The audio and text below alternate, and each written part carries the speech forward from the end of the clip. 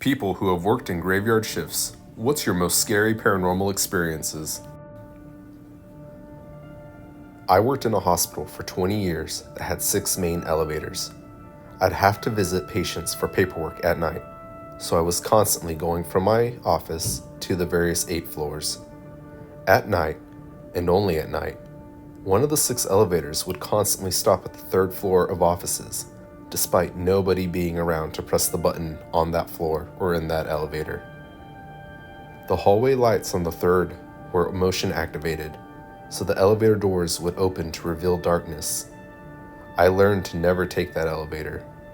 If it was the only elevator available when I needed it, I'd jump in, press the top floor, and get off before the doors would close.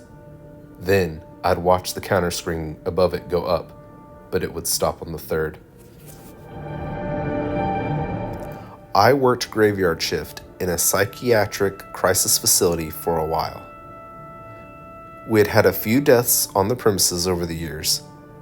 We had some people come in and fatally OD in the lobby. A couple people died of medical conditions in their sleep in our rooms.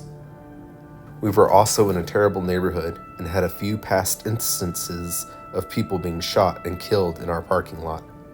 And on one occasion, one of my coworkers dropped dead of a heart attack during our shift.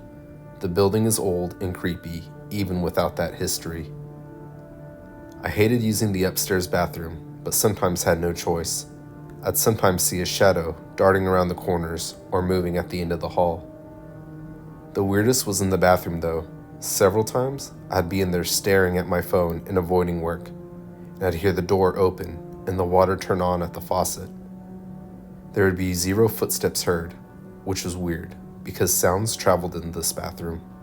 It was very small, 2 stalls only, so you'd hear everything the other person was doing in there. When this would happen, there was no footsteps, no shuffling of clothing, no breathing, just dead quiet. Sometimes the water would turn off and the paper towel dispenser would go off, but never once would the door open again. And the door was loud. You couldn't miss it. The paper towel was always untouched, and usually the water was left on. The faucet was old-fashioned. You had to turn a knob to turn it on. Same with the paper towel dispenser. Found out from my coworkers that this is a common occurrence up there. It was never malicious. It was like somebody going about their business and not realizing they were dead. I work as an anesthesiologist, and we are routinely part of the cardiac arrest code team of the hospital. When a cardiac arrest call comes over our pagers, we need to get there ASAP. The hospital I work at is a new building, but it is attached to the old and now mostly empty hospital by a link bridge. The hospital is about 150 years old and was built on the site of an old Roman fort. It only has a few wards open on it. I've come across some strange occurrences as a doctor working nights in a hospital, but this shook me to the core and has made me question everything. Anyways, I was working the night shift and received a cardiac arrest call at about 4 a.m. to one of the wards in the old hospital.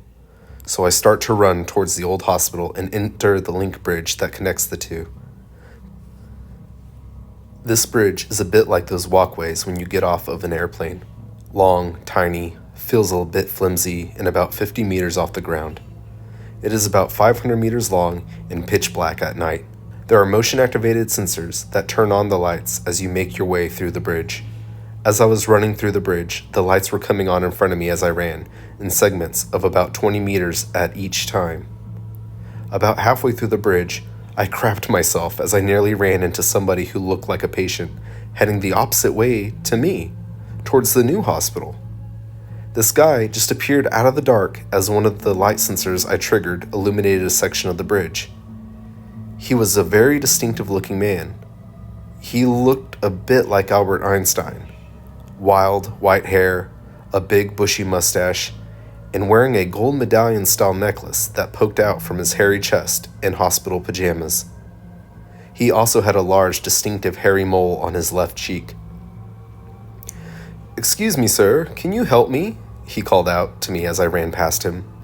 I slowed down momentarily to to a quick walk and said, "Yes, but I have to be quick, as I'm on my way to an emergency."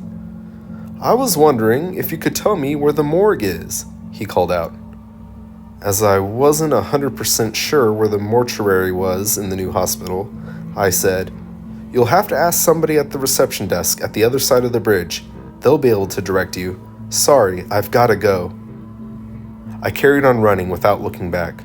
For a second, it briefly crossed my mind as to why a patient was looking for the mortuary at 4 a.m.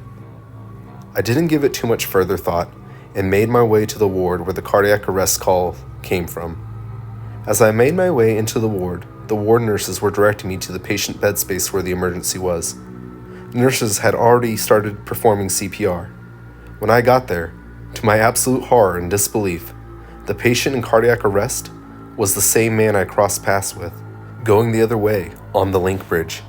Same wild hair, same bushy mustache, same mole on his left cheek, same hospital pajamas, and the same gold medallion poking out from them. Not a look-alike, the exact same guy. Down to the pink IV cannula in his left hand. Anesthesiologists notice things like that. We tried CPR for 25 minutes, but we could not get him back.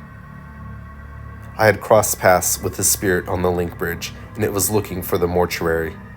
It still gives me the heebie-jeebies when I have to cross it, especially at night. I have some other milder paranormal encounters in the old hospital, which I'll save for another time. None that will be forever etched in my memory like that one. If you enjoyed these stories, please remember to like and subscribe for more spine-tingling, scary paranormal.